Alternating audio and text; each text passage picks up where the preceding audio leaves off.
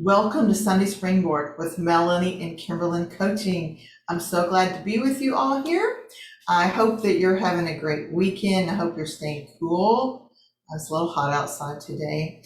I want to share my screen with you just right off the bat. So I have a question for you. Oh darn, I wanted to ask you the question before I showed you the answer. So I was going to ask you how many decisions that you think you make in a day. Obviously, the answer is the average person makes 35,000 decisions in a day. Would that have been what you guessed? I think not. And here's the weird thing. Out of those 35,000 decisions, only 90% of those are conscious. 90% are unconscious. Only 10% of them are actually conscious choices. So there was a study that some psychologists did, a little experiment. They put 7 pairs of socks in a box, and they had each of the shoppers come through, and they said, pick out the best pair of socks, and then tell us why you chose that pair. So they would go through all these socks, they would choose a pair, and they would make a decision about this was the best texture, the best color, the best, they felt like they were stronger, softer, whatever. They were better in all these different ways. Well, the kicker is that all the socks were exactly the same. So these shoppers were not making the conscious decisions that they thought they were making because they were all the same. Why are we even talking about this? So we're going to talk about conscious choice today. And the reason we're talking about this is that we have been talking about how to reduce our stress. Everyone today is stressed out. And so we're trying to figure out how can we become less stressed. Obviously, we've talked about what about the moment that you're stressed, that you get triggered? How can you calm yourself, regulate yourself, help yourself get back into a thinking mode? Those are breathing techniques a lot, moving your body. And then we've talked about which situations are stressful, which situations can you change, can you get out of? And then the biggest thing is what really creates our stress is our attitude toward our stress. How do we react toward it? So how can we change that reaction? Now, if you've been missing the past videos, or if you've missed any of them, you can go to my webpage, KimberlynCoaching.com, look on the Springboard tab, and then you can find all the different videos. We've been talking about core disciplines is a set of principles, a way of living that helps you be less stressed out, helps you live more powerfully, live more the way you want to, have more joy, and just react and respond to life in a better way. So we're on the third one of conscious choice, and you cannot actually have conscious choice until you already, number one, become aware of the world around you, aware of what is going on in your own head and in your own brain, and then accepting what is really true about the world, about yourself, about others. Once you've got both of those kind of down, then you can actually start having some conscious choice. Today we're talking about the illusion of choice. We have the illusion that we are doing things by conscious choice, that we are the ones making these decisions, but it's not necessarily so. So what is conscious choice? So a conscious choice is one that is made in the moment, right here, right now, in the present moment. Most people, as they're making their choices, have their minds set more on what's gone on in the past. They have their minds set more on what's going to happen in the future, what could happen. Are things going to happen in the future the same as they happened in the past? And most people are not really focused on the present moment and in the now. And that happens when you're not in the moment. You're just foggy. You have so much different information coming in from the past, from the present, from the future.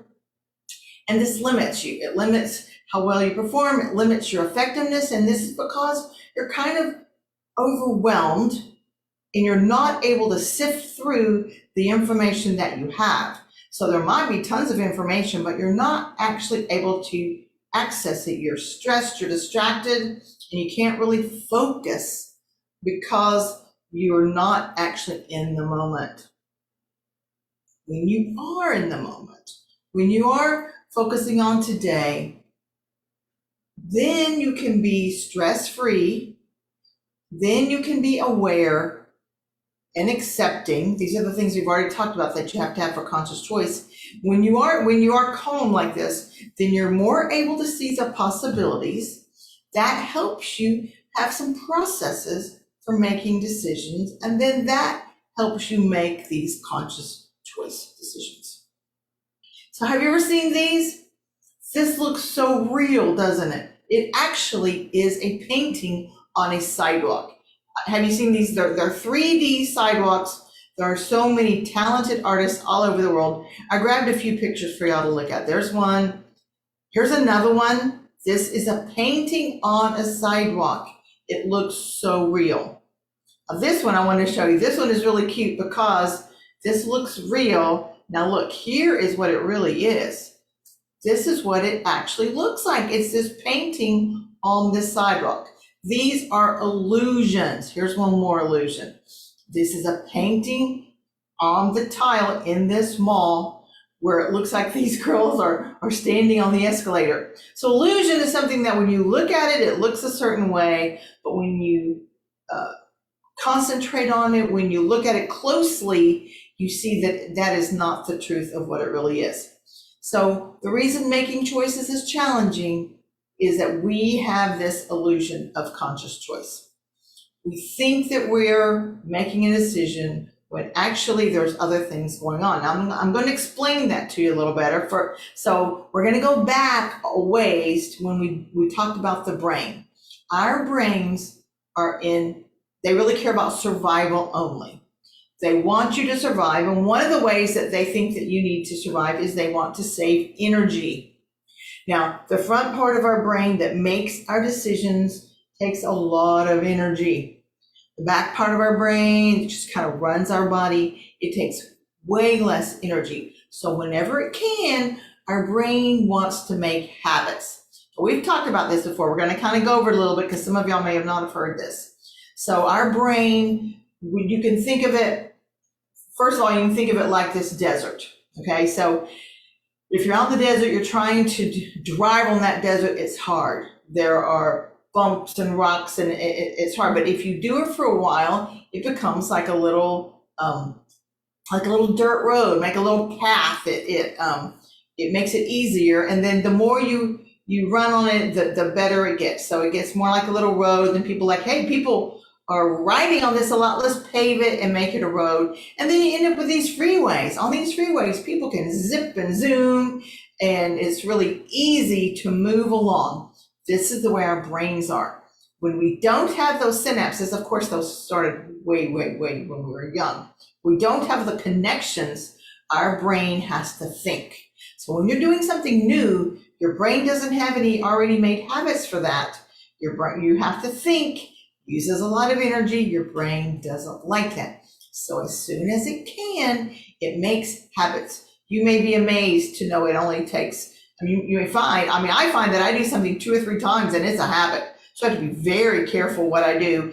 If it's something I don't want it to become a habit, I have to consciously not do the exact same thing every day at a certain time in a certain way. So my brain just latches onto that.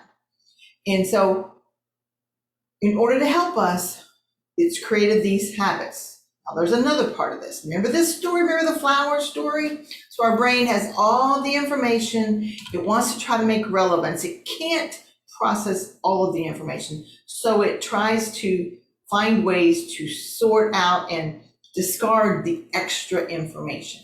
So if we go along, we love flowers, and one day we have an allergic reaction to a flower, now we've got most flowers are good and we love them, and then one flower we're allergic to. Then maybe it happens another time, maybe even a third time. Now your brain just says, okay, all flowers are bad. All flowers are bad. We don't have to make a decision. It is moved from the front where you have to think, okay, most flowers are okay, but this one is bad, to where now they're all bad, and it's fast. Your brain wants to move fast, wants to save energy. So this is what is happening to us as we're trying to make these conscious choices. Now, Carl Jung said, until you make the unconscious conscious, it will direct your life and you will call it fate. When you don't choose consciously, your choice is already made for you. What does this mean? This means that unless you realize and you become aware of the fact that all of these things are going into your decision making, your brain is just going to have you running on automatic, and your choices, even though they feel like you have the illusion like you're making the decision, your brain has already made it for you before you even thought about it. So when we make a decision, we think that we are weighing all the information. What we're doing is we are taking some information, we're filtering it through our past. We're thinking, did I ever do anything like this before? Now, obviously, this is not always conscious. A lot of this is in your subconscious. So you're comparing it to what happened before. Did this go well? Did this go bad? Was I hurt? Was I afraid? How did it work then? What if it does that again? What if it doesn't do that again? So we're thinking about subconsciously what it was in the past and being afraid of that happening again or wanting that to happen again in the future. We're all, and like I said, much of this is in your subconscious. So you feel like you're weighing all the information and you feel like you're weighing all the facts. But the truth of the matter is many times your internal fears have overridden the facts. So let's give an idea, an example of that. So maybe when you were a kid, you fell down, you hurt yourself pretty badly, you cried hysterically, you may not even remember that today, but now there comes an opportunity to do something where possibly maybe it's up high in the sky, or there's something where you could possibly feel like you're going to fall, and you decide not to do it. You decide not to take the risk. You don't even remember this happening as a child, but it is still affecting you. So your internal fears have overridden the external facts. You didn't really look at the facts. The facts were that what you were doing was completely safe. There was just the tiniest chance of this going wrong. And if you had really looked at all the external reasons to do this, this is something you probably would have done. But your internal fears overrode that. And this is why we say you're not at conscious choice unless you're becoming very conscious. So this illusion of choice can happen. Maybe you've had any kind of emotional trauma. Usually it happens when you're a child, because a lot of times you don't even remember it now, but it can happen along the way. And usually you've not dealt with this. Now, when you don't deal with the trauma that you have, it's burned into your brain, and you may decide not to take the risks before they're even presented to you. Your brain already made that decision. Now, when I talk about the idea that you have to deal with your trauma, your past trauma, before you can move on, I'm not saying that you have to go back and relive all your old trauma. If you are having a lot of problems because of that, if you're having problems with the day, with getting up, with doing life, then you might need therapy. But if you have traumas in the past that you have not dealt with, that you're not actually right now having symptoms, really bad symptoms, but they are keeping you from going forward. They're keeping you from living powerfully. That is something I possibly could help you with, since I am a resilience and trauma coach. If you are interested in talking about that, there's a link at the bottom of the show notes. We can talk, and I will always pass you on to a therapist if I believe that the trauma that you are dealing with today is something that is beyond my scope. So if we don't deal with the past, we don't get over it in whatever way is appropriate, then this affects our choice today, and we're not in conscious choice. So we think that we're in the present, we think we're deciding on the present, but really the past is back there, talking and chattering away and overriding. So when you are acting on this premise, you believe the world is as you see it. When you're thinking from your old way, you believe the world works a certain way, you think things work this way, the world works this way, you are interpreting things through tainted eyes. Instead of maybe having the rose-colored glasses, maybe you have gray glasses. You react to things because of your interpretation of things. And when you can stop and look at this and say, oh, this is something that I have believed in the past. Is this true? How true is this? And you confront these things, and you can become aware, like we said, of what is really true, and accept the truth and let go of your old thoughts and interpretations and beliefs. Then you can move forward and have conscious choice. So here's another example of your belief and your interpretation affecting your choice. So say you see this opportunity to buy a really cool car. Maybe you just always thought a Camaro was what everybody successful and rich and has a Camaro, or maybe it's a Porsche. And you have an opportunity to buy this car. And you, in the back of your head, you grew up thinking that this is the kind of car, this shows people that you're successful, you're rich, you're important, you're worthwhile. You're not thinking those thoughts right now. You're just thinking, hey, that's a cool car. I think I'm going to buy that car. Well, you've got a Honda, but it's cool. It's got a navigation. It's got everything you need. And maybe you can afford that car. That's not the issue. The issue is, why are you truly buying the car? Are you truly buying the car because this is a good choice that you're making? You're going through, you're researching, you're figuring out all the information, or are you reacting from past? So you may have already decided to buy that car even before the choice was there, because in your head you have this thought, this is the ultimate symbol of success and wealth and importance. That's just an example. You may think of some examples in your life. So what do we do? So I'm telling you, you need to have conscious choice, and yet I'm also telling you we have the illusion of conscious choice. So the first thing that can stop this and move us on is to become aware. Become aware of when we are not operating on conscious choice. We're going to learn more about it. We're going to learn some tips and tricks. We're going to work through the past trauma, and then we're going to practice some of this. So we're going to work on these last three things in the next coming couple of weeks. What I want you to do this week, if you take this challenge, is to look at your day and watch the decisions that you're making and decide, am I making this choice consciously? Or did this just come out of left field? Did this just come out of my brain, out of unconscious choice? That this is something that that you didn't really even think through. Notice those times, jot them down if they seem like they're meaningful.